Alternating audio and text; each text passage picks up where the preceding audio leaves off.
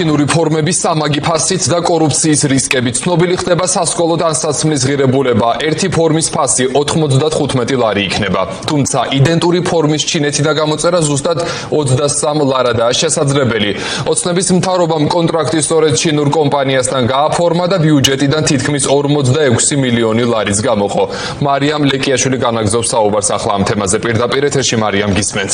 დიახ, ცნობილი ხდება იმ სასკოლო ფორმების ფასები, რომლებიც მომავალი სასწავლო წლიდან უნდა შეიძინონ დაწყებითი კლასის მოსწავლეებმა. მაყურებელს ახლა ვეტყვი ამ ტანსაცმლის ფასებს. სასკოლო პიჯაკი, როგორც გოგონებისთვის, ასევე ბიჭებისთვის ეღირება 45 ლარი, შარვალი ეღირება 25 ლარი, გოგონებისთვის ასევე კომპლექსში დამატებით იქნება შესაძლებელი ქვედაკაბის შეძენა, რომელიც ეღირება 25 ლარი. გამოდის, რომ მთლიანად ამ ტანსაცმლის კომპლექტის შეძენა მოსწავლეებს, დაწყებითი კლასის მოსწავლეებს დაუჯდებათ 95 ლარი.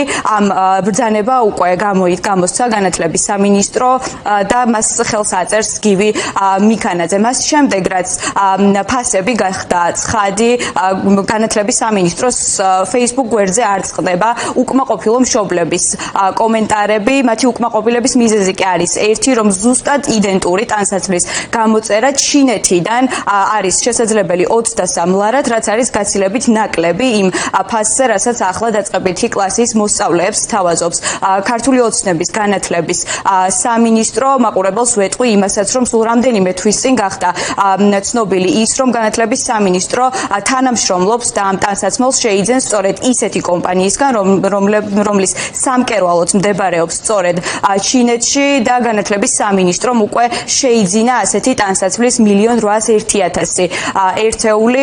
პროფესორები, ასევე ექსპერტები ახლა ამბობენ და ვარაუდობენ, რომ ეს ამ სასკოლო ფორმების დაწყებით კლასებში დანერგვა არის მხოლოდ და მხოლოდ მცდელობა ქართული ოცნებისგან, რომ გადაფაროს ის მიმდინარე რეფორმები, რომლებიც მათ განათლების სისტემაში შემოიტანეს.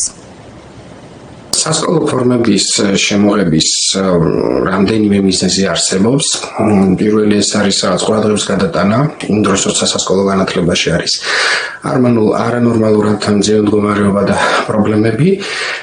მის ფონზე რაღაც სასკოლო ფორმების დეტალიზირება თავისთავად აი ამ პრობლემების სიმძიმეს ამცირებს. მეორე ეს არის წმინდა ტოტალიტარული ინტერესი, სადაც არჩევანი არ არსებობს. მიუხედავად იმისა, რომ ევროპული ქვეყნების სკოლებშიც არის ხშირ შემთხვევაში ფორმები, იქ ეს არის საკმაოდ ინდივიდუალური, არის შეთანხმების საგანი, სახელმწიფო კი გამოდის ძირითად შემთხვევაში მხოლოდ რეკომენდაციული სისტემით და არა იძულებით.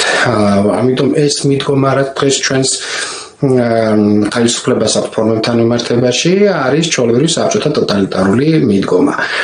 თავისთავად აქ ალბათ არის ფინანსური ინტერესიც, იმიტომ რომ თავისთავად ამ მსგავსი ტიპის ფორმები ჯდება სამჯერ უფრო იაფი, იყიდება ინტერნეტში, სამჯერ უფრო იაფად. საქართველო არ არის მარტო თბილისი, ძალიან ბევრი რეგიონია ქვეყანაში და უნდა იცოდნენ, რომ რეგიონებიდან მშობლების ძალიან დიდი ნაწილი ემიგრაციაშია წასული, მისაც რომ საკუთარი ოჯახები არჩინოს და ეს კიდევ დამატებითი ხარჯია მათი ჯიბეებისთვის.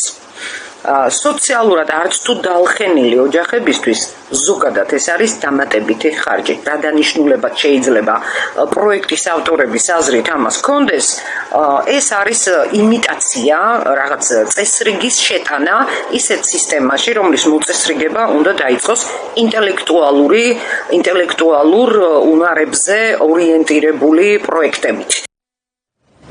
მაყურებელს შევახსენებ განათლების სისტემაში სხვა ახალი რეფორმების შესახებაც, რომელსაც ხელი უკვე მოაწერა გივი მიქანაძემ.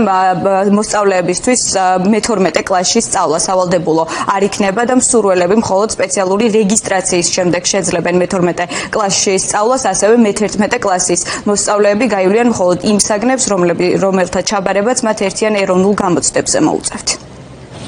ეს მარიამ ლეკიაშვილი იყო პირდაპირ ეთერში.